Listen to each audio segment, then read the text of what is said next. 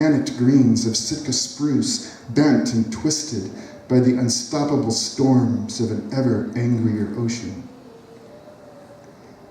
"I should paint this," Rubio said to the scenery. He stretched one hand out to frame the sea, noting with confidence how that side of the painting would flow. At this flicker of normalcy, his shoulders began to relax. But when he reached out his other hand to frame the hillside, he could not feel how that side of the painting would flow. Part of the view itself seemed to physically resist his hand, as if a color and feeling there refused to let him see it. Vague surprise, then fear, and then anger misted through him.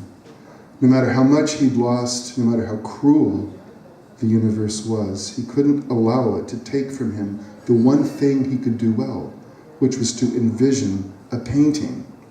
With cold feebleness, like a drowning man yearning to surface, he focused his perception on the defiant part of the hillside.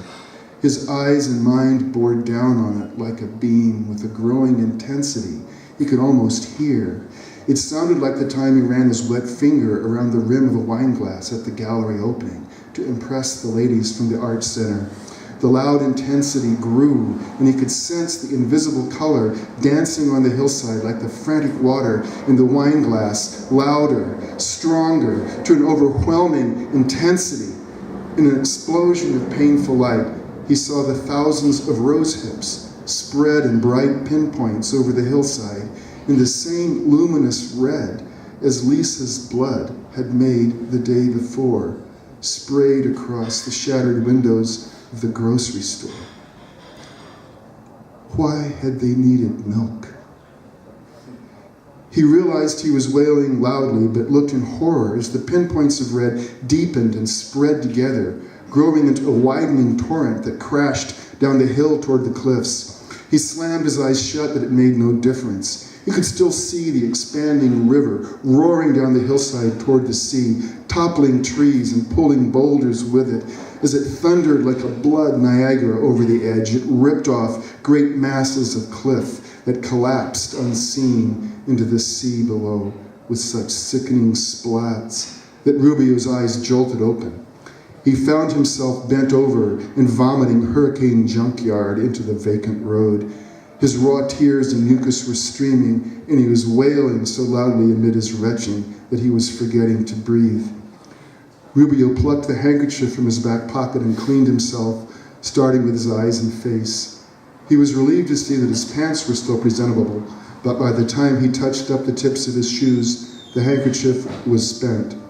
Straightening erect, he regained his breath. Unable to bear the sight of his vomit, he began to walk again up the hill. He replaced the handkerchief gingerly into his pocket, wiped his hands on the clump of reeds, rubbed his nose carefully at the elbow of his sleeve. "I am a mess," he mumbled to the steaming wind, which gave no reply.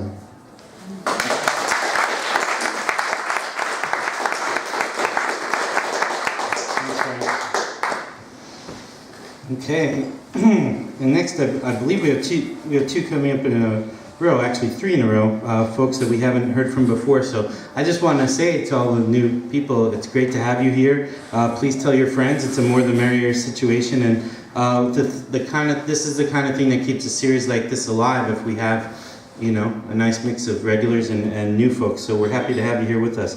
So please say hello for the first time to Faye Rowland.